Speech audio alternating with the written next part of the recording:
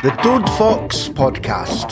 There's a lot to like about Lucky Rose. I love his work ethic. It's very hard, and I'm not saying he's had bad games, but if he does, I would find it very hard to criticise him when he's giving you everything. Yeah. He's running himself into the ground, a bit Noel Huntish, with a ponytail and a tap and an accent, or a different accent. But his first impressions of Lucky Rose are good.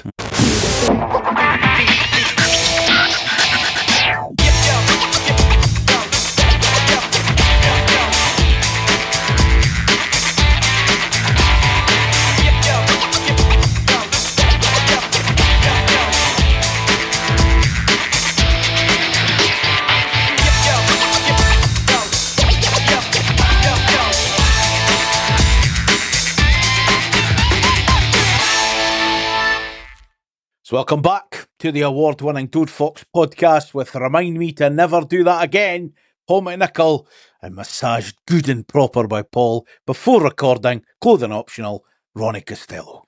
But before we get into episode 340, like, subscribe and click the notification bell on YouTube. Support the pod at buymeacoffee.com/Toad Podcast. Listen at toadfoxpodcast.com and follow us on social media at Toad Fox Podcast. With an air of tiger balm, I've got a completely healed back.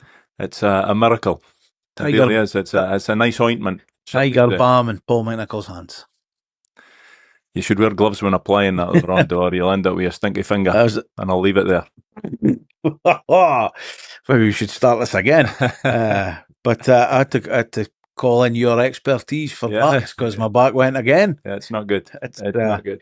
So yeah, I had to go and get that yesterday, and I was getting better. I was in agony standing at the match, like up in the gantry, and then the day woke up. I seen you doing cartwheels all the way out to the cabin. I wouldn't go that far, but much better, that's for sure. Yeah, so, excellent. Last weekend, Declan Gallagher was our guest, old Decky. Decky, as he's known to his mates and Mr. Goodwin. Yeah, it was really good. Because it was so long ago, like, I kind of forget loads of stuff. But I listened back to it during the week there, and it felt like it was on forever. I'm not going to lie, but it felt longer listening back to it rather than it when we recorded it. But it was really good, really open and honest. And I think it's been quite well received by the people that have also gave up a lot of time to listen to it. Yeah, we were saying just before, like, it's over 4 hours, and which, when you actually look back, it's not unusual for us to throw out a 4 hour. But and I think now that, I mean, it's the guy that was only there for 2 years. I know, but we just grilled him on it, Ahan, did we? Ahan. Very open and honest. He was very appreciative. We were grateful for him to give up so much of his time to speak to us as well, and yeah, it's really good. It's one of them in chunks, though, isn't it? Like, people will probably listen half an hour here. We'll get another 40 minutes on the I done lunch break. I done it in 2, so that wasn't too bad. But yeah, it was really enjoyable, really good. And yeah, thank you very much to him. He did say, when he was speaking to us, that he was going to give a top that we were going to throw up on the wall. So, Declan, if you're listening, still waiting, mate. But if that top ever does make its way to Toad Fox Podcast Towers, we'll be sure to hang it on the wall. I mean, he is behind you. He is, yeah. I don't want to make eye contact because he puts a head on us or anything. Yeah, we've some signed, but if you are watching on YouTube, there's signed prints, a signed print of Declan Gallagher up behind Paul, and we've got some to give away, likely on social media at some point, maybe this week or next week, and we'll keep 1 or 2 to get framed for the live show in September as well. But yeah, maybe get Big Sam to sign it, and that'd be really... and Graham Shinney. Maybe ask Graham Shinney if you're signing. Graham Shinney on that picture as well, and Ross Dockery. And somebody else. That could be. Is that Stuart Armstrong? It could be. I mean, go look at that here. He's not going to play along, is he? No chance. No chance. He's trying to get an Aberdeen team. And if you can't get in that team. You've got someone written down here, I've no idea what you're on about. BBC Podcast. BBC Podcast, Rondo. So, like, this is the preamble. This is what we talk about before we get into the meat and potatoes, what's happened the last week. But you were representing yourself and the podcast last week on the BBC. I think it was the pre-season shows. They'd done one for each team. Yeah. And the wheeled out yourself and Jim Spence. Yeah. And you kind of went viral with the clip that they released. I think, what was it, about 250,000 people have viewed it or something? Cheers. Mental. Calling the League Cup shite. But I would love to sit at this side of the table and say, well, Costello, you made a right Noel Hunt of that. But I kind of agreed with you. Like, the season does start too early. When you said that there's no really an appetite for the fans, I kind of agree with that as well. And if people were to push back on that, I'd be like, well, just look at the crowds. Yeah. Like there is, okay, there's a very small appetite. There's maybe no appetite. There's a small appetite for this tournament at this time of the year. I've not really seen any of the comments or whatever, but some people have said that, for the smaller teams, it's really good. And I get that. Mm-hmm.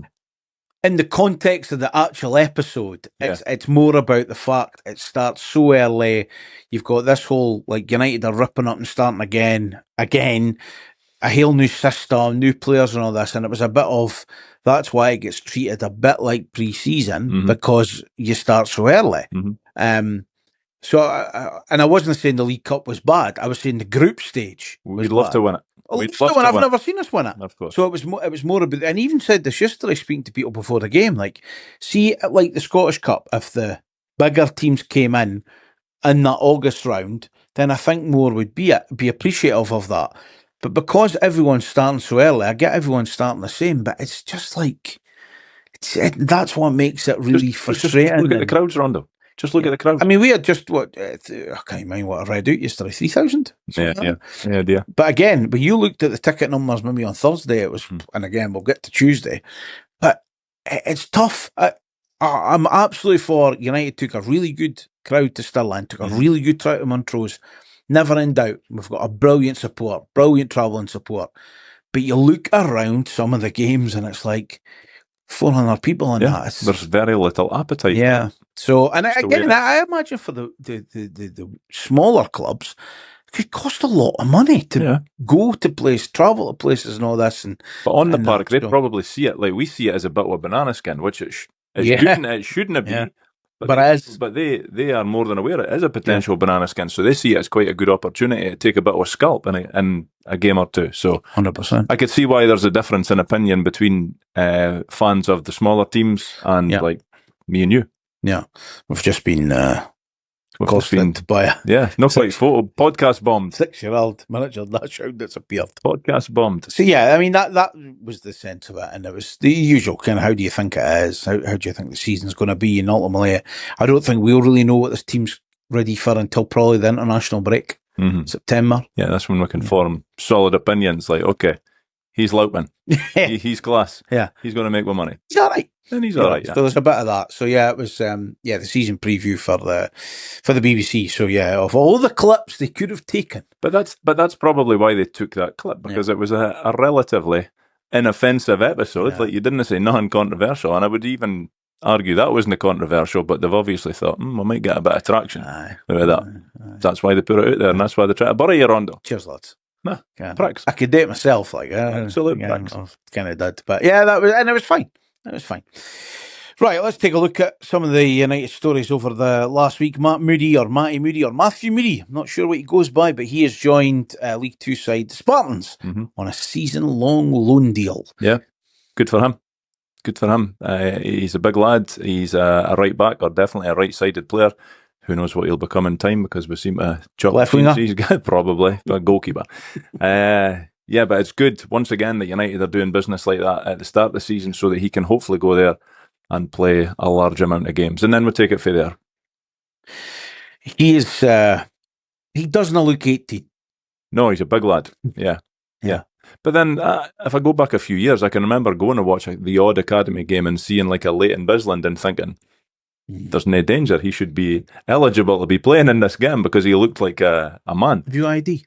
I need to check. I didn't think that he did. He had a beard. I'm not sure he had ID. But yeah, he's in comparison to some of the guys that are maybe in the academy, like he's in the same team at times as like a Max McHale, who I've not mentioned much, but he's like a central midfielder. But if you were to see him, Rondo, there's really nothing on him. Good wee player. Emphasis on wee. He's a really wee guy, and like, he's the same age as him, give or take a year. Yeah. So, but obviously kind of play on Tuesday, like, but yes, good move. That is a good move. Yeah. Hopefully, as I say, hopefully he gets plenty of games. Yeah. Here's a name that we threw last season, and about 30,000 people watched it. But United could face a fight to keep Lorenzo Sassetti. Now, apparently, I mean, if you're a 15-year-old and you're hearing that Juventus, AC Milan, and Inter Milan are watching you, and Chelsea could also be interested.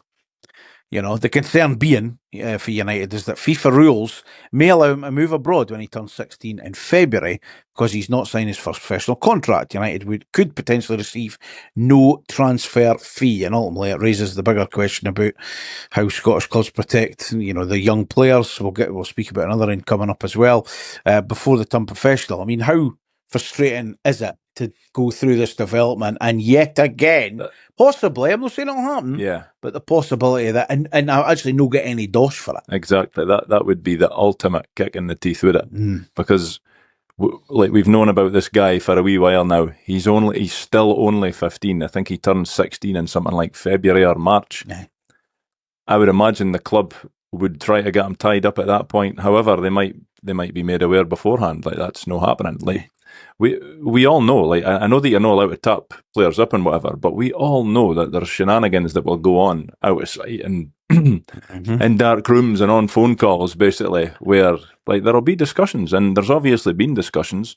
I'd kind of heard that Juventus and Milan were looking at him when he went and played for Italy, and that was only me. So, like, whether or not people are just making up absolute nonsense, but then a few weeks later it comes out in the press that these teams are actually reportedly watching him.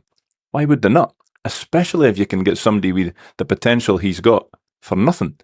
But for United's point of view, never mind even like as a fan, I'll be gutted that he's probably, and I said it last year, he's probably never going to be seen in the first team, which is a shame, because if his potential keeps going the way it's going, then you've got a real player on your hands.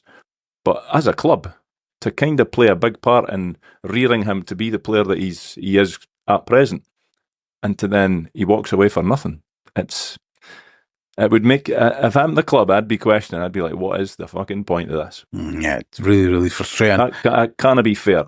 That can't be fair. Yeah, and one lad, given a saying, man, he's just 16, but obviously, I think most people knew that this was going to happen. Guy Hutchison has joined Everton's academy. The two clubs have agreed compensation. United will get a six-figure fee plus add-ons and a sell-on percentage. Yeah, I think we announced it last week, did we? Who knows what the six-figure fee is? The add-ons, how is he going to hit it? What's he going to hit for them to be achieved? The sell-on, there's no harm in having it in the contract, but it feels like a long shot that will get any sniffle a sell-on percentage. But yeah, as I said last week, I wish him well, but it's another case of a young boy going halfway soon, and it doesn't usually work out. For his sake, I hope it does. And United are closing in on a loan deal for Philadelphia United left-back Philippe Ndinga. Yeah, I know absolutely nothing about him. No. I would imagine that the club are viewing him as a Will Ferry replacement, or at least competition.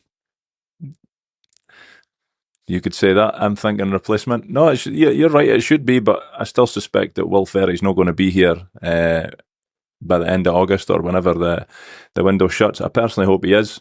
The transfer fee makes no odds to me. I get why the club want to cash in, because like they're needing dosh. The owner's needing some dosh back. But for the team's point of view, United are a far better team when Will Ferry's on that park. Philadelphia United signed him in February there for 1.7 million. Games have been a bit frustrating for him, so I think everyone looks at a loan move for a year to go and play or get a bit closer to a first team, probably going to help. Described as athletic, gets up and bombs up and down. Yeah. That's the way football's went, isn't it? Like, and if you see, I've not really formed a full opinion on Rollins yet, but he's nothing if not athletic. Like, he's all over the place. You know, at one point yesterday, I says to Leo, look at Rollins. He was like, what is he? I was like, fucking striker. That's just the way that the modern game is. Inside half. Was that something like that? That old school. Something like that. But like that's what United value. That's the way that they're trying to play this season. So if you're saying this boy gets up and down the wing, then he probably fits the mould of what we're looking for. Because it's certainly, I mean, even though we are playing with a back four, the left and right back get high. I think it's fair to say we'll get caught out a few times this season, Rondo. Yeah. I mean, I'll just risk and reward. I'll mention it just now, just in case I forget. But like you saw yesterday, at one point, because Rollins and Ferry were so high, it was actually Vichko dropped in to effectively form a back three. Yeah. And that, as the cover. yeah, and that will all take time for the players to think, oh, fuck, he's aware I hate drop back.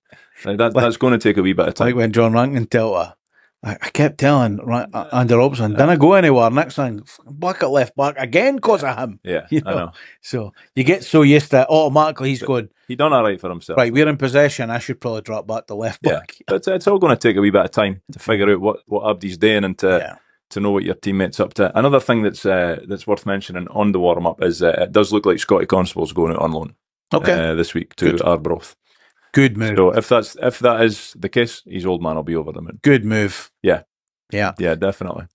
And that's another one that's early. It's done early. Saying Arbroath's analyst yesterday, and he was obviously frustrated. You know, they've been beat 3-0, but that's just the thing with Arbroath is they always punch above their weight. Bear in mind they're a part-time team. They've done really well, and even for spells yesterday, regardless of the score, even at 3-0 down, there's bits there you go, Ken, this is a good, well-drilled team. Yeah. And want to play a bit of football as well. Albeit there's boys in the middle of the park want to smash boys. But they're always a good... And I think we having two still playing players as your managers, there's a real positivity of wanting to play football. I mean, playing out for the back at full-time level annoys me. When I see part-time teams, then I think, come on, lads, you've had about 4 hours this week training to work on this. Anyway... But Scotty Constable could still train full-time with United. Exactly. Go train with them. And I think that's what Arbroath, I think they'd done that last season. They kind of complemented what they had with a few full-time loanees. I think they had one boy, I forget his name, but he was from Aberdeen, and I think he was one of their better players. Yeah. So they took advantage of that. So hopefully they're taking advantage of it again. And for us, Scotty gets the benefit. I can't mind if I mention it, but Montrose had a young boy for Hearts last year that was really, I think he won their Player of the Year in there. Again, he was... Sean Dillon. Well, you're having a laugh. We'll get to him. Okay. But he done obviously brilliant for them, and again, still training full time and whatever else. So it can certainly work. But fair play, I think that'd be a good move for him. And again, like you say, gets it done early. It's a loan. Yeah. It's clearly up to him to be picked to be the right back or whatever position he's playing, left wing. Could be any place. It could be any. But they've got a small squad. Like when I looked at it yesterday, it's that could be to Scott's benefit. 100%. If he goes there, because he's likely to get Mero Chancho again. No, fair play. That's good. Obviously, we like to throw in a bit of a Toad Fox dilemma question at it. It could be something you speak about before a game, during a game, after a game, in the pub, in the car, whatever. But for you this week, Paul, I'm going to ask you, what United goal do you still think about? I mean, there's loads, but like the first thing that jumped into my head is probably Nadir at Arbroath. No, yes, it's iconic, wasn't it? Brilliant. Like, and like obviously Ralphie Millen's chip's unbelievable. Like that is etched in the annals of United history. But like Nadir Shifshi celebrating a goal before he scored it, that was a hell of a moment. Yeah, the reason I wrote that down is because for whatever reason, when I was typing up something else, I couldn't have got Brewster's tapping in the 94 Cup final it made. So there we go. So again, it's one of them you could discuss with your pals over what United goal do you still think about. It is a double debrief this week. Obviously on the back of last Saturday's 1-0 win at Stirling. We were heading up to Montrose, up to Lynx Park.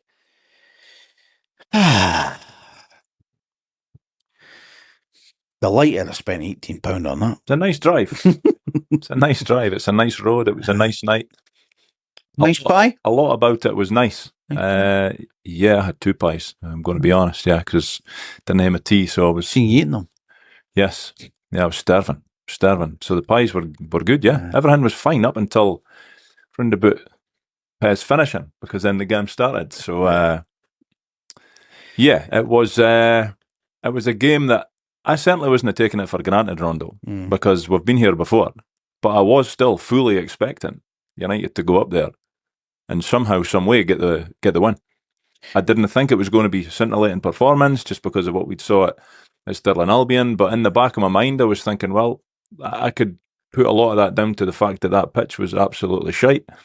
And I managed to convince myself, the team will probably prefer playing on this fucking fake pitch because it'll be quicker and better than what Stirling Albion's was. But it turned into a real bad night. Where have our managers been on holiday during League Cup group stage games? That's unbelievable. Like, I got wind of that the week before, and I was like, "That somebody's at the wind up. That can't be true." So I didn't care what other team, but another team had a player on holiday. I think it might have been a player manager. So they're not even taking it serious, and we still can't get past them. Again, this is why, like, for part-time teams and that, say your other half is a school teacher. Yeah. It's your only chance is July, and I just think it's bonkers. But anyway, so Sean down doing the training, you'd sort of mentioned, that could happen. You're still in my mind, I'm going, nah, you can't let that happen. Yeah. The mayor go on, and Ken should have gave away when I was walking round to the turnstile. The manager's car wasn't in the manager's car parking space. That should have been my biggest giveaway. Yeah. That he actually wasn't there. I thought it was incredible, but I mean, his deputy done all right. He's done all right, yeah. But there was changes. There was always probably going to be changes for that. I mean, Will Ferry was close to the team. He was in the stand at least. Yeah, so he was as close to the pitch as he got at night, I suppose. Miller Thompson there with his moon boot on. He was. Him? Yep. Him yesterday, and actually with his moon boot. So moon boot and his tash. He was there. Anyway, Darren Namo was in. Yovo, Graham, Vichko, Kirkilligan were all in. I think there was always going to be changes, wasn't there? We said that last week. Yeah, I was surprised the keeper didn't get swapped around. I suspect that he's not going to get a game in this group stage now. You'd expect him to play at least a half down at Salford, wouldn't you? Yeah, I would hope so for his sake, because like I don't know, it's no secret, is it? Like we all, if you had a gun to your head, like Jack Walton's the goalkeeper, he's going to start the first league game of the season, barring injury. But I just thought it would have been good to get him involved, give him a couple of games. I'm sure that it wouldn't have been last season because we were Europe, but I'm sure that the season before when we were in the League Cup, it was 2-2. I'm sure Dave Richards played a couple. I could be wrong on that. Might be making up fucking nonsense here. That Dode Fox fuck territory. Might be. But to me, it would make sense to do that. Yeah. I mean, where do we start? First half, we had loads of the ban around the Montrose box. Didn't really create anything clear cut. I thought there's a good bit of play with Eskison. I think he released Rollins, but why he passes instead of shooting, I'll never know. Yeah. But again, to be getting into these wee pockets, you're thinking, we're starting to see some in here. I think, I mean, Keir Gillans, he can put a ban. But there was a lot of it, we just nothing on the end of it. Yeah, a lot of what we were trying to do seemed a bit disjointed, which probably goes back to the fact that there are new, even like Keir Gilligan's been here, but Christ almighty, that was only his second game in the first team. Like, there's no relationships been built yet, really. But there's no getting away from it. It was a very poor performance. And it was the first half, wasn't it, when we go the goal down? So we're not really creating much. I think we maybe get one off the line in the first half. Yeah. And then Big Ross Graham, there's no way to dress it up. It was a bit of a howler of a moment for him. And out with that, like my old man wasn't at the game and he asked about it after. I was like, Dad, that game should have finished, nothing's up, because we didn't really create much and they created nothing. Yeah. I says the chance they score, we create for them. It was a bad moment for the big lad, and I felt like at that time his confidence was shot after it. Like he just wasn't playing the way that he has in the past. Now, some people that are critics will say, well, he was playing the way that he played at times last season, but it just got to him, I think. But it was a bad mistake. And out with that, I didn't feel like we were ever in any real trouble, which is the disappointing thing. But even in the second half, like mistakes can happen. If there's no mistakes in football, then every game would be nothing's up. Mistakes can happen, but we had plenty of time after that to try and claw it back, to try and win the game, and we just didn't do anything like enough. We really didn't. And we made it easy for they guys by just pumping the ball into that big bastard or centre half. And that was be one of the easiest games he'll have a season, probably, just header nothing away. Right, he's getting the better of us, so let's try and remember where technology went against what again. What about Kieran Freeman on Tuesday night? Our pal. And goes about kicking, boys. Is he still our pal? Magic C's getting dished out, but that was a man of many positions. Yeah, he was all over the place on the night, just behind the front, midfield, right back. I think he finished up at, and he was getting stuck in. I think he's maybe developed a bit of a meaner streak than he had in him at Tanna-dice, or maybe it was always there and he was, I don't know, kind of just experience is telling him to use it, but he wasn't hiding, he wasn't shy and getting stuck in. Fair play to him.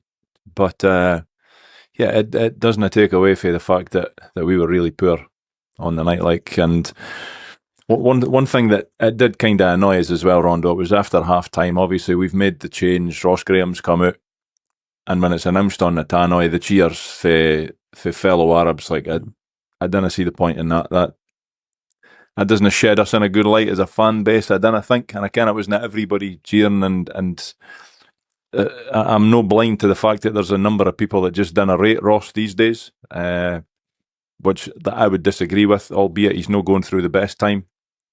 But there was no need for that, I didn't think. And even when we took him out of the team anyway, it made no difference. We still weren't very good on the night. Yeah, but again, I mentioned, we're a lot of balls in advanced areas and stuff, shots for distance, but just nothing testing goalkeepers.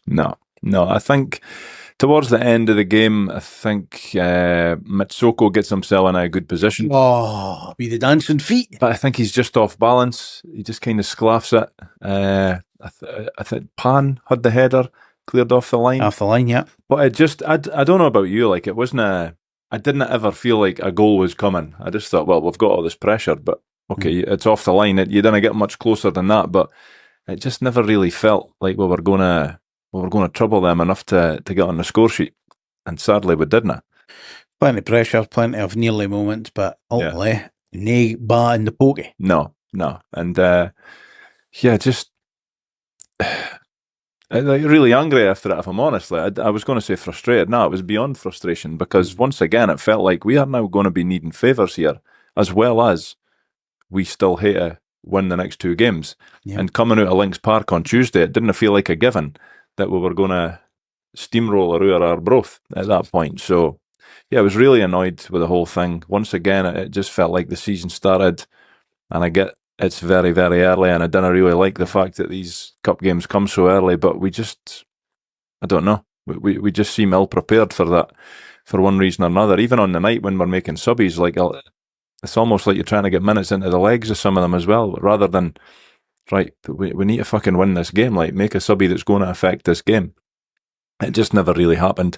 Young Cohen, he got on again, and his first couple of involvements were good, but then Montrose were sitting so deep late on that his game is get the ball, knock it past the boy, make it a race and get it into the box. Like when he's getting the ball 20 yards out, because they're that deep, it's very hard to do that. So yeah, it wasn't our night. We were really, really poor.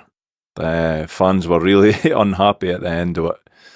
And it's hard to say that we didn't get what we deserved.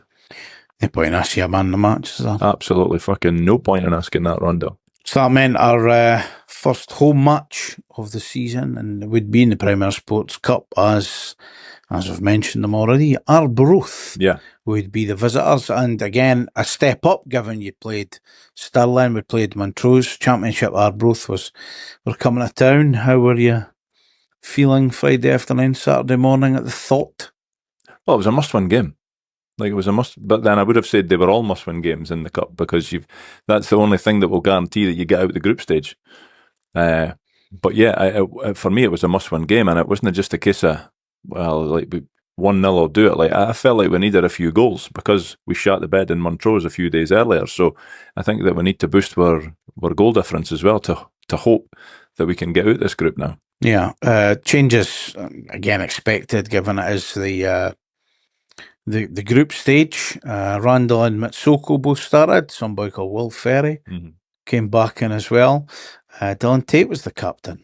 Yes, even though Will Ferry was back in, and I was probably excited to see what Mitsoko could do, but what Jesse Randall was going to bring to the team.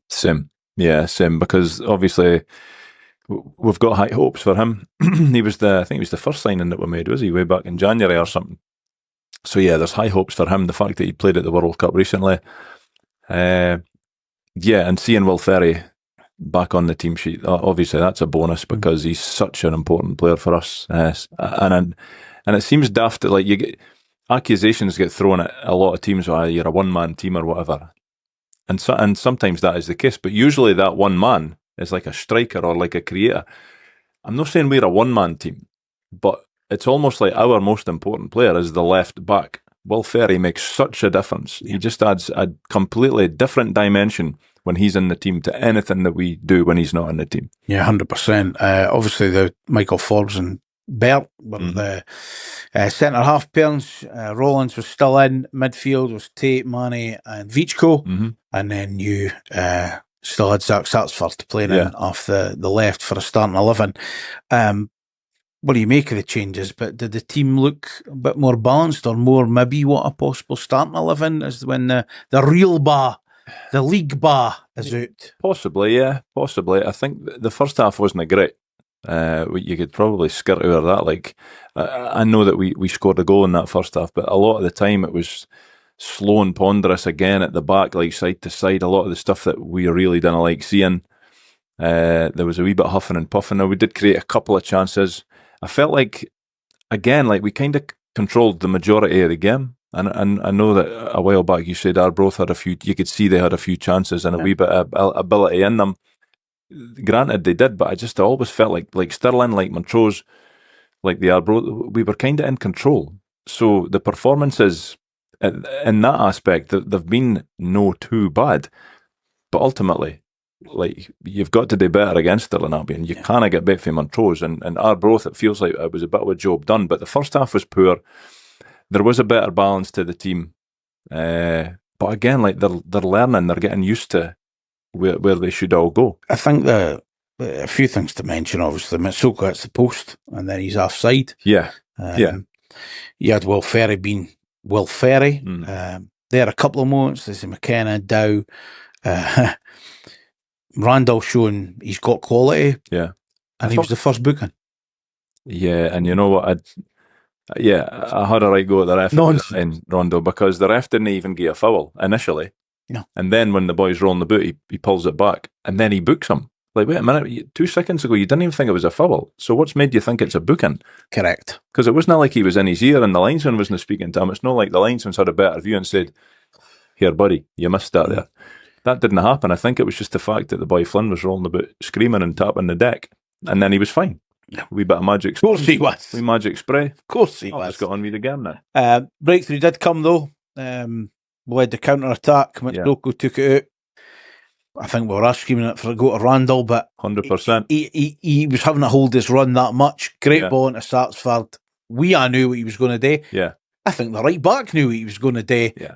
Got it on his right foot, and great finish past McAdams in the goal. Yeah. And I'm glad that you admitted that you were wanting him to pass it to Randall, because when he passed it to Sapsford, I was like, what have you done that for? And then Zach makes me look like the biggest tit in Tanna-dice. No hard. And it's not really difficult, no. But yeah, it was a great breakaway. It was unusual for United to break at such pace and to be clinical on the end of that breakaway as well. So yeah, it felt like we were able to just relax a wee bit when that end went in. But it was a very good goal. And as I say, because it was a breakaway, it come for Arbroath in possession high up in our half, and we countered on them very well. Did that settle you down going into half time? It did, yeah. I was loving life by that point. I think ultimately, again, like the Stirling game, like, we deserved to be leading. Yeah. Like, we had most and the better of the chances. We controlled it, and like I'm not wanting to dish out too many pats on the back, because when you look at who we've played, we should be controlling these games, but we have been controlling these games. It's just that going forward, we've kind of let ourselves down in the first two, I would say. But yesterday it was again another improvement on where we need to be. So by half time, okay, it wasn't the best performance. It wasn't getting me off my seat too often, but I was relatively happy that we were 1-0 up at that stage. Eskison on for Manny at half time. Yeah. I don't think Manny had his best game. Like, he was trying to play a couple of passes, to nobody. But I think, but at times when he was playing them, I was thinking, well, somebody should be there. Yeah. And I think that's something, again, I keep repeating myself, but that's something that will hopefully come in time. I think he was just assuming Rollins is going to be there because there was a couple of, it was him, that was the area of the park that he played it into. Yeah. And it was right in front of me. So I was thinking, that's not a bad bar, but ultimately when nobody's there, Manny, it looks like a terrible bar. Vichko wasn't the best with his passes. He was struggling to find a guy wearing tangerine at times. But Eskison coming on, I thought he had a really good 45 minutes. It was a really positive move because, like, we all love Manny and what he can do, but he's more of a sitting, holding, break it up kind of player. Whereas Eskison, like, fuck knows what he's going to do when he's got the ball, but it's usually something creative and inventive. So yeah, it was a positive change, and it worked. There was a great shout on, because I thought Eskison was good on Tuesday, and for an hour of the game. The boy behind me, or two boys behind me, were like, I'm kind of done with Eskison now, this flicky shit. That put one to get a cross into the box, and I thought it was quite funny. I thought, that's old school boys that didn't like this. They want to pass A to B. Yeah. But I thought Eskison was really good again yesterday for the 45. Yeah. You see, he's a different dimension, but he's a different type of midfielder. And what I like about our midfielders is all five of them are different. They've all got different skill sets. From Vichko to Manny to Pan to Dylan Tate to... I mean, the game, you were that comfy yesterday, you were able to bring Dylan Tate off. Yeah. Again. Yeah. But I thought Eskison was really good. He was well involved, obviously. I mean, getting to the goals. I mean, let's get into the second goal.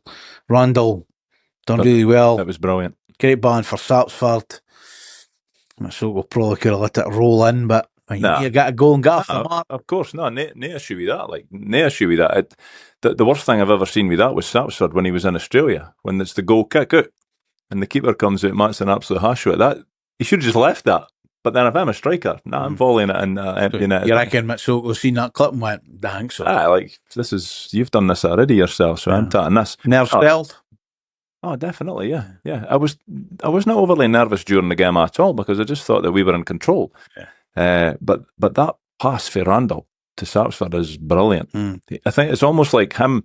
I mean, that's the sort of thing that we would all hope that is just going to get better and better. That's something on a wavelength, like him seeing a gap that no many other players were able to see. Sapsford Cannon, that he's seen that gap and he's going to make his way into that position.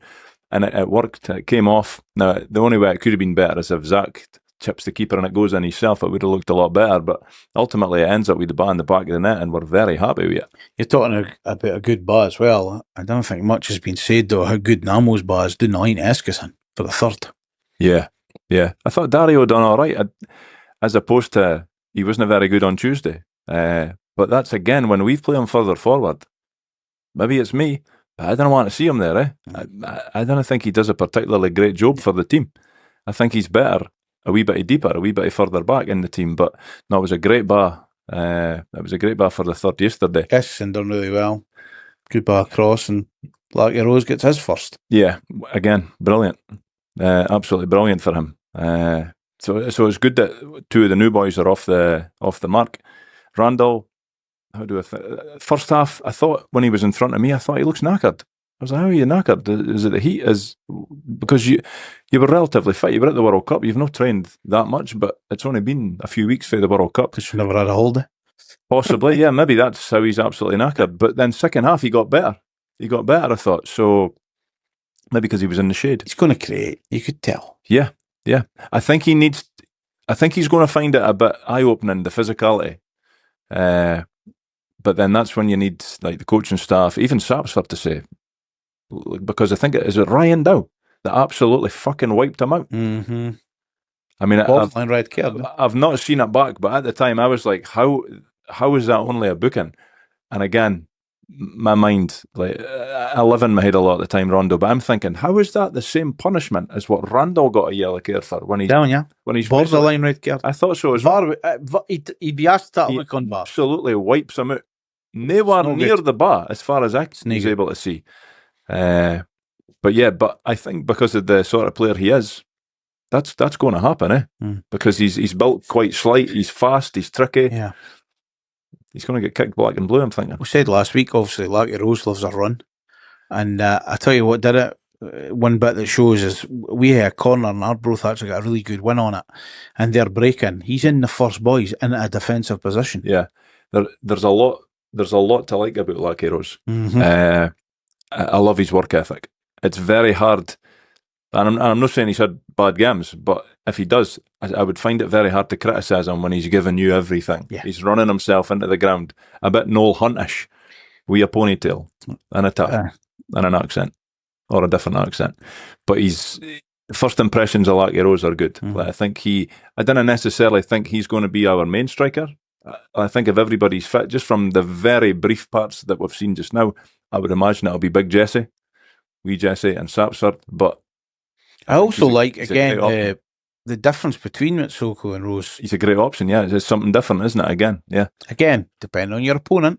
Yeah, of course. You know, and it's one of them for strikers. You desperately want to get the first goal, and the two of them have got it. Sapsford's got a second, but we can't what he could do. But for the two of them, that's within the penalty box. That's kind of what I want them. And the past two games, the bars maybe went to the right place in the box, and it's a bit of fortune, obviously, with how the goals go in. But ultimately, it's not like we didn't deserve to win the game. No. I think could have won by 4 or 5. When you get in the positions that we found ourselves in, you earn that bit of fortune for the bat to spin the right way and end up in the net. So, no, second half performance I thought was very good. There was some good signs, some positivity when you're leaving the ground thinking, okay, I could see what we're trying to do here.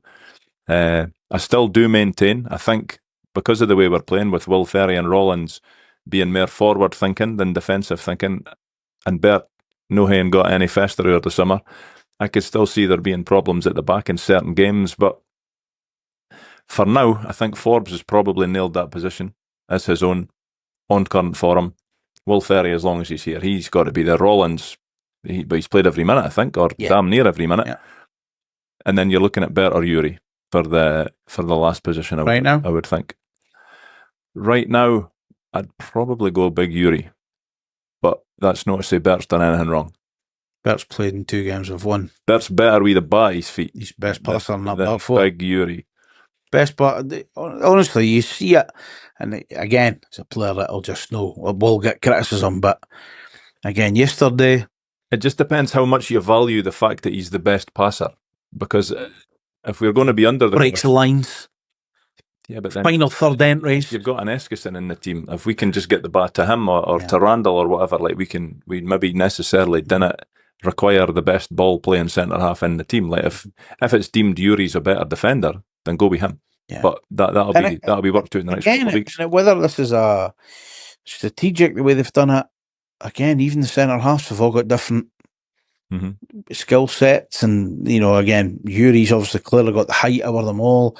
Forbes were led to believe could be one of the quickest players in the league. Yeah, Bert can pass. Full back. I still think. I know Namo's there, and he can play a couple of positions, but you just worry if you do lose a couple, whether that's a Keir Gillen goes on a co-op loan and no an actual loan and stuff. If Ferry does go. But yeah, it's an interesting place to be. Like I say, I think the defenders, the midfield, the spine of your team, they've all got really different. There's no 2 similar players. Yeah. And I like that option. Because again, you've seen, it's only Arbroath, the league below you, but I've seen in a 20 minutes or so, you saw the Pan Kamara before taking the ball down, getting on the turn, head up really early. Did you like his pass back to Walton? Oh. It felt a bit short at the time. Jacking on a day. Yeah. You just give him a shiter then. Yeah. But again, even that in the 3 games, and I know obviously I conceded a goal during the week, but he's had he was busy as yesterday. A couple of punches, a couple of crosses. Yeah. Did you notice he actually kicked the ball out early? That was 2 seconds before I fell down. I didn't think it was heat stroke. Unbelievable. It was just shock. Yeah. But you get, I think it's a small sample size, right? So it's only 3 games, but can you see? Of course, yeah. The differences now. I think against Stirling, if you go back, I think we did create a number of chances. We were just fucking woeful and wasteful in front of goal. Montrose, I never want to speak of that again because there was nothing positive for that game, really. Arbroath, it was like another step forward from the Stirling Albion game, as it should be. And I fully expect it to be yet another step forward. in the Spartans game. What was the biggest thing you took away from yesterday's performance and result? Just that we look like we could be a decent counter-attacking team. I think that's... Pace? It's just the way to say, for years I have decried the fact that we didn't have any fucking pace. But we now do seem to have a wee bit of pace, and we're quite forward thinking with it. I keep saying, like, it feels like there might be games where we get caught out at the back. And if we get caught out at the back, but we're still scoring ourselves, then I could probably live with that as long as we're not losing 5-4 all the time. I want to win 5-4 a few games. Again, I think we say this every year, it'll not be boring, watching United this year. No, it's rarely boring because it's just the very nature of it. And Scottish football is it's got loads of critics, but it's very exciting at times. You know, like we all put it down, but it's very exciting. I thought it was really nice yesterday. Actually, when Will Ferry went across to your side to throw in and got a really nice good round of applause early on in the game. And yep.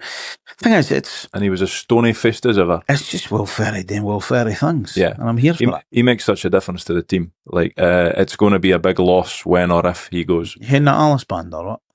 I'm not going to tell him. Because I was clapping him and he looked like he wanted to wrap my purse. So the last thing I'm going to do is tell him that he can't wear a hairband when I've no hair. You can still wear it now. I could. That'd look like a right proper neep. Some of the quotes for some of the post-match yesterday for Jim Goodwin, it's very much a work in progress. This time last year we signed 14, this time around it's 9, could be 10 by the end of the week.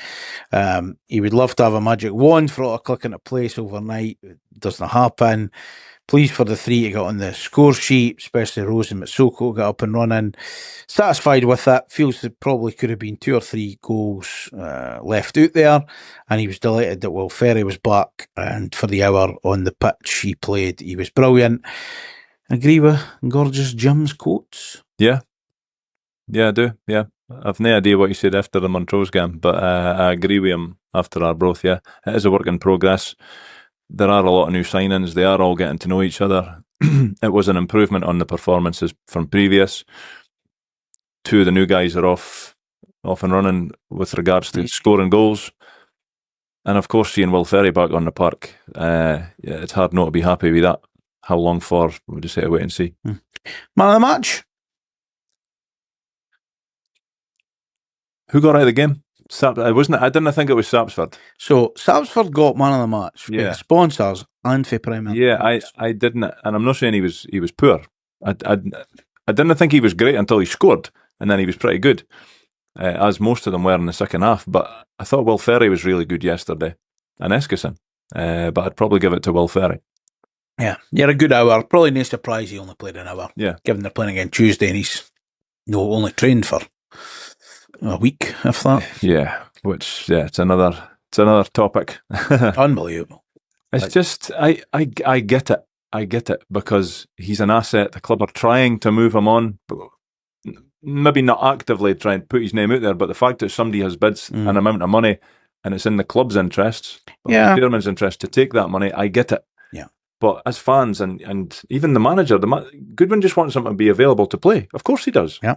And if he goes, he goes. But this no letting him train or asking him not to train or whatever's happened behind closed doors and keeping him out the team the first 2 weeks, it kind of showed when he's not in the team. 100%. It shows he's such an important player for us. Again, I suppose even with Will Ferry being here, we definitely need a backup for him. Because I think it's unfair to say Keir Gilligan's that backup. But in a year or two, we don't have anybody on the books able to do what Will Ferry. I just mean position wise. I think no. Well, I would imagine the club will be thinking just now. You've got Dario and Keir, and I probably want Keir to go out on loan and play the majority of the season at another, and play the majority of the season. Didn't just go out on loan.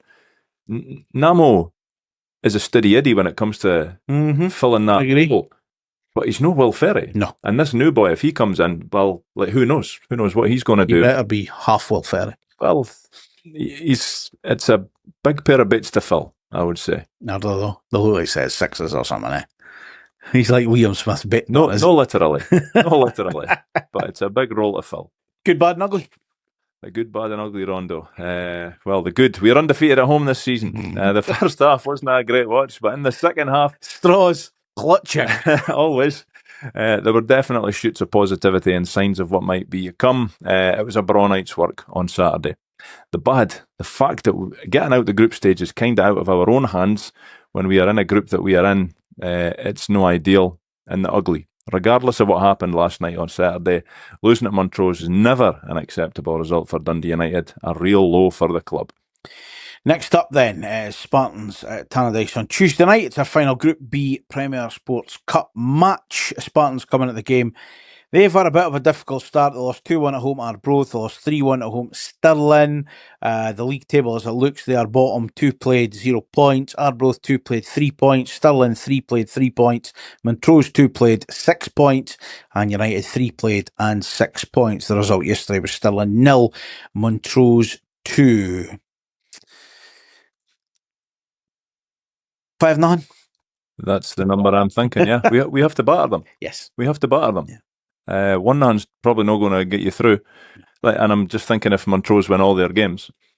But I think it was on Twitter. I think it was DUFC Stats. I think he posted like the runners up that have went through the last few years. And Okay. I think if we can get 9 points, which I fully expect us to get, I think if you've got like a +6 or more goal difference, Should do all right.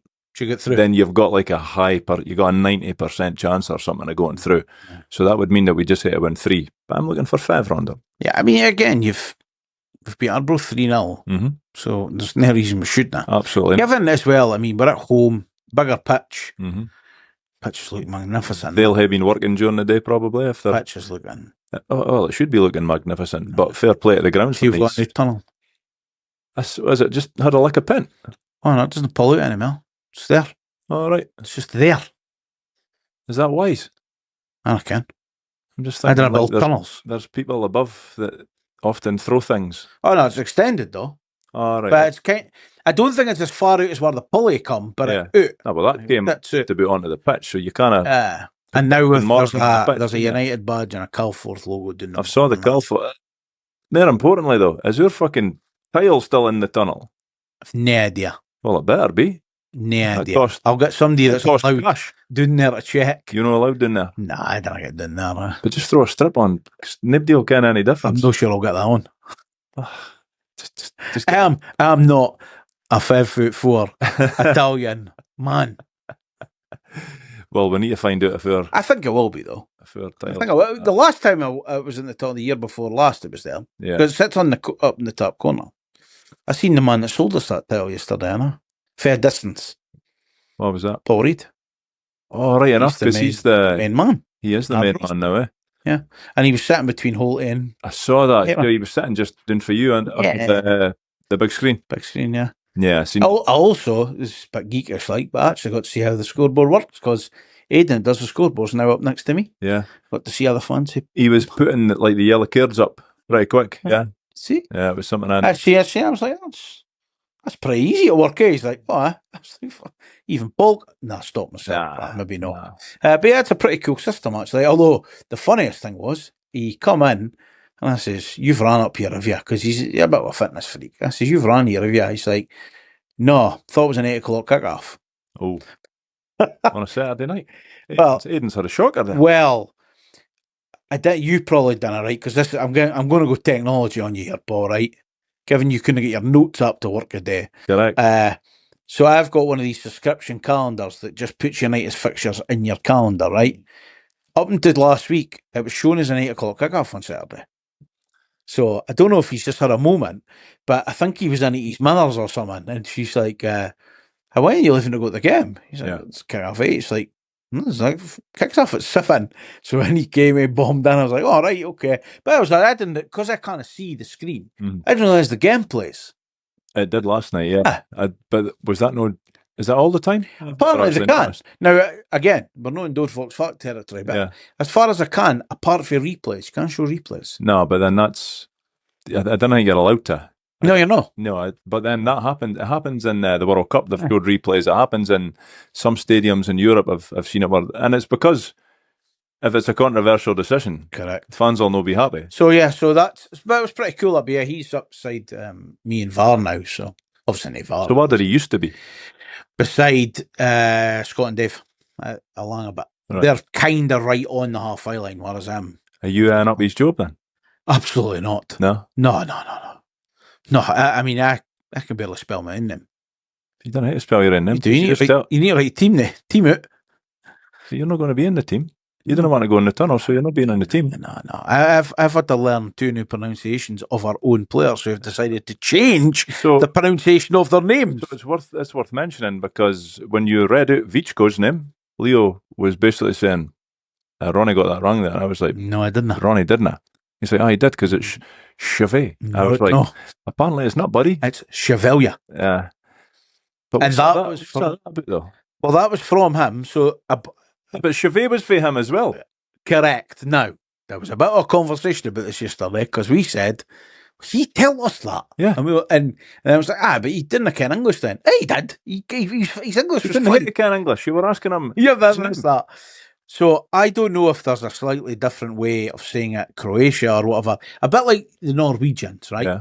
Because the boy that plays for Arsenal, Norgard, that they signed for Brentford, and Norwegian, it's Nargo. But we call him Norgard. That's what we would call him. So we were saying, maybe it's that. But yeah, it's so I think it was the PFA or the SPFL or something. You know, when Abdi says their names, you see loads at the World Cup. And I've said for years, we should do that. Like, it would be really handy. So they were in doing it. So we again got shown the video yesterday. But Vichko says his surname so quick. The boy filming it goes, you'll need to slow that down. So he says something really quick, and then he breaks it down. It's Chevalier. I'm not happy with right? it. And then Manny, it's just A-G. Yeah. So we were a Gia last year, a G. And again, that's from the horse's mouth, essentially, yesterday. And I said this yesterday, last week, but Masoko, it's Jesse Masoko. The ID doesn't get pronounced. Yeah. I hope it's something they do, roll around the commentary teams and everyone. And again, I've never minded helping opposition commentators, because I go to them as well. And I said, what's your pronunciation there? So yeah, I was going to look down that camera, but it's no working. But tell Leo, if he says that again, he's got a magic C. 100%. Yep. He was calling you, and I was like, look, buddy, I love when Costello Maxon will hunt at things. I'm the first to remind him. Correct. He says, but he's actually got this right. Yeah. So that's so there were a 2. So again, you're like, you need about a run up, but yeah. So that is the 2. So we'll see what. If you see Vichko, you tell him I'm not happy about that. Yeah, well, 2 years into a 3-year deal, and he changes his fucking unbelievable. Good in. On Tuesday, Mehdi Mergam could be in the squad. No guarantees, but could be. And I thought I was doing a bit of digging yesterday, but then it was just come out. Essentially, I think it might be Alan Temple that basically said it's just because he's done nothing for 6 weeks. Yeah. I think he said that in his report. I was in a private conversation. I'm pretty sure he says he's literally no kicked a bar. So that's the reason. We've got a few players over the years that have done that. What, no kicked a bar? Huh? Yeah, well. So that again would be good, because that was my notable. I thought, just to see him. Just to see him, man. Yeah, just to see him. Again, you would think that after Tuesday, you would hope get some who would do us all for given the league budget following week. I did, like, if that's the case, he's not going to start the game on Tuesday. No, but if you've got 20 minutes. But if we can get ourselves into a position where we're 4 up, 70 minutes, give him the last 20. See what he's got. Happy enough for that previewing Tuesday? We've done enough? Expecting a win? Got to win. Expecting a win, got to win. Think it will be a win. A good win with a clean sheet. That's what I'm looking for.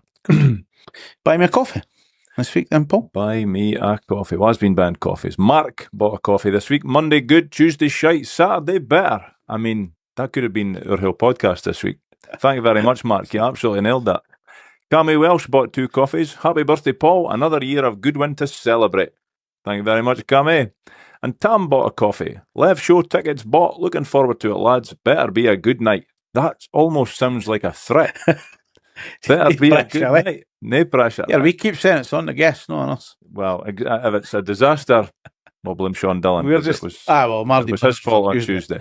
But thank you, Tom. Yeah, thank you very much to anyone who does support the pod. buymeacoffee.com/Fox podcast. As mentioned by Tam there, our live show is Friday, 25th September.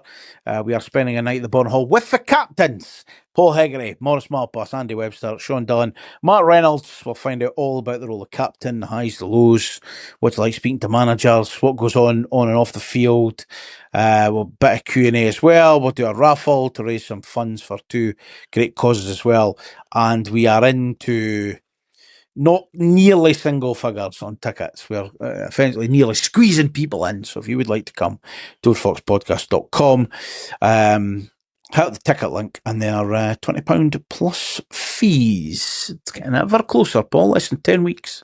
Less than 10 weeks, yeah. It feels like a long time ago we announced it as well. Yeah, it'll be here before we know it. Because it was a long time. Mind you, but we're going back and forth. What would they? What kind of theme? Let's do what we've been spoken about for years. Yes. Let's do that. So yeah, we're really, really looking forward to it. Should be a lot of fun. Talking of fun, is it time to reach for the dice? The Tanna-dice Test. 3 rolls of the dice. Each number gives Paul a category. Whatever he rolls, I'll ask the question. If he rolls a 1, it's pot luck. 2 is who am I. 3 is team sheet. 4 is the managers. 5 also played for. And 6 is squad numbers. What would you like? What would you like to avoid, Paul? I don't think my expertise is in any of the topics, so we'll just see what happens. Right, let's get our first roll of the 4. the managers. Okay.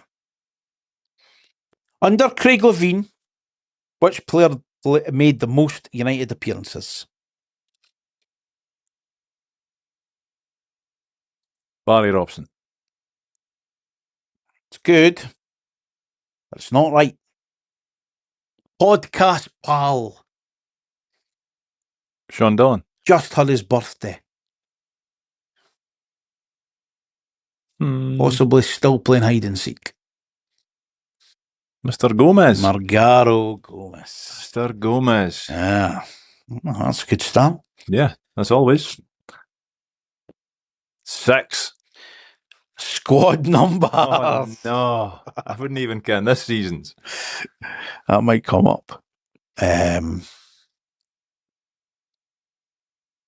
squad number history is 39, 27, 21, 2, 2, then later 16 and 16. Wow. But who is it? There can't be many players that have had that many different squad numbers. This is one player. One player. 39, 27, 21, 2, 2, and then later 16 and 16.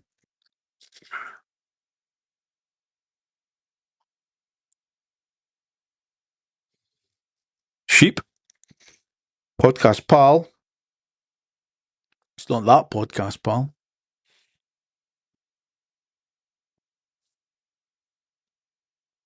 What was the reason for him going for 2 to 16, 16? Because he may have came back to the club. Mark Wilson. Correct. Mark Wilson. Mark Wilson, yeah. Happy with that. Now the Arctic manager, yeah. Right, final roll this week. 1 out of 2. 1. Oh, potluck. Potluck, potluck, potluck, potluck. How old a question would you like? You choose, Rondo. You're good at this. In the 2005 Scottish Cup semi-final against Hibs, United scored twice in 3 minutes. Who scored the goals? Jason Scotland. Or Jim McIntyre. Jason Scotland. And Jim McIntyre. Correct. I was thinking it was a double for somebody, but then your pause and you're staring into the side of my head, I was thinking, no, I've made a null hunt of this. Yes. There you go. Because that was... Jimmy McIntyre was suspended then, wasn't he, for the final? And after that season, because Jason Scotland slayed the Highbees, that's when he didn't get a work permit for a very Highbee infiltrated board. Connect. Yeah. Shysters. There you go. 2 to 3. Pretty good. Decent. Right, what's been happening beyond the first team? Beyond the first team, Sam Clew-Hardin at Dunfermline. It would be his second 90 minutes of the season for Big Sam last Tuesday when he made his home bow for the Fifers as Dumbarton were the visitors. It would be a very comfortable performance from Sam and a much better result for his side as they ran out 4-1 winners on the night. He now has to wait until this coming Tuesday to see if he can keep his place in the team when Cove Rangers are the visitors to East End Park. Owen Sturton at Ayr United. After making his debut from the bench for Ayr last week at Stranraer, it would be his first start last Tuesday as Ayr travelled to Falkirk and came away with a 1-0 win. Owen gave the big ham Henderson a tough time all night and contributed massively to a very good result for the honest men. On Saturday, his Ayr side were at home to Edinburgh City, and Owen was again in the starting lineup, and this time he'd get his first goal for his lone side. With 60 minutes on the clock and the scores tied at 0-0, Owen has taken the ball, beaten his man, and then fired a shot into the top corner of the net, a peach. He'd then be withdrawn in the 84th minute and his side would win 2-0. Rory Adams at Airdrie. Rory would make his debut and got the full 90 minutes last Tuesday night as his Airdrie side travelled to New Douglas Park and lost 1-0 to Clyde. Then on Saturday, Airdrie were at home to Annan and Rory was again back on the bench and an unused sub. His side would win 3-0. Matty Moody at Spartans. Matty started his loan spell at the Spartans last Tuesday night by being thrown straight into the starting lineup for the visit of Stirling Albion in the Premier Sports Cup. It would be a night that would end in defeat for the lad though, but he'll be hoping it's a sign of things to come with him getting the full 90 minutes. The academy team, the under-19s, have had a couple of friendlies this past week. They drew 1-1 with Civil Service Strollers. Any guesses to why he scored United's goal? Society. Maybe Lorenzo Sassetti. And then yesterday at Foundation Park, they defeated Rothes 3-0 with goals from Wonderboy Sassetti and Jack Anderson. That's your lot. That's your lot. There's no much because the season's not really started yet. One thing I did notice during the week, and I sent it to you, Rondo. Obviously, we're all aware that Cohen Leaper is like 11 years old, and when he actually plays in the first team, he's not allowed to wear the sponsor. But the academy team somehow, someway are allowed to wear last season's lovely Snow White, whatever, ivory strip. And it's got Quinn Casino on it. And are we going to end up with a fine banned for FIFA and kicked out of football for good? Who knows? Who knows? You get red cards overturned if you want in the World Cup. So just depends on how much the phone call. Yeah. Who knows? Right, let's take a wee look. The Arab Archive then, find out what happened on this day in United history, 20th of July. Just some friendly results, really. Beat Cove Rangers, 92, 3-0. We're away at Falkirk 2000, won 2-0, and a trip to Gayfield. So United won 5-1, and I forgot to write what year it was. There you go. Sick. Signings. Got a few signings, though. 2007. Boy called Prince Bobbin. Never heard of him. He done all right. He done all right. Done no bad in that midfield, you Margaro. He did. 2015, Darko Badul. Yeah, was that the shifty replacement, and it never... Should have been better than he was. Well, I think he was very good, but maybe just no in 11-a-side football. 2018, Paul Watson. Yeah, he came in and he done a job for it, didn't he? There's not going to be a statue. He's not going to get called a legend, not a cult hero, but he came in at a time. Done a job? He done a very good job for us, yeah. Done a job? Birthdays. John McCullen's 56. Happy birthday. Jamie Fullerton's 52. Christ almighty, I'm not far off him. Jeez, oh. Nikolai Moller's 24. Made us a lot of money. Thank you very much and happy birthday. And the fifer on our team, Miller Thompson, is 22. He's 22 now. Yeah. This needs to be a bit of a relatively season where he moves, I would say. And I don't mean moves away from Tanna-dice. He's got to get something going. Yeah, and again, it's that pre-season injury just doesn't help because fitness-wise, he's probably going to be behind now because he's not been able to train and whatever. So, yeah, it feels like a big season for Miller. Yeah. He's got to somehow, some way, find himself in and around the team. He's just got to, or it's not going to work out at Tanna-dice for him. I mean, obviously, when you went to school on your birthday. Well, you wouldn't have, actually. I never did, no. She never got your dumps, did you? Nobody tough enough, Rondo. Come on now. Nobody could reach my back. I don't know what happened to Miller when he goes in the day. Pose his moon boot or something. Just pose that. These crutches. Bugger him. Probably will happen, to be fair. Right, that is episode 340 done this week. It's another double game week, I suppose. Spartans at Tanna-dice on Tuesday, then a trip to Salford at the weekend. You can find out everything at doorfoxpodcast.com. Follow us on the socials for Doorfox Podcast. You can like, subscribe, hit the notification bell on YouTube, and support the pod at buymeacoffee.com/Doorfox Podcast. Have a great week. Stay safe. Don't forget to wash your hands and your arsehole.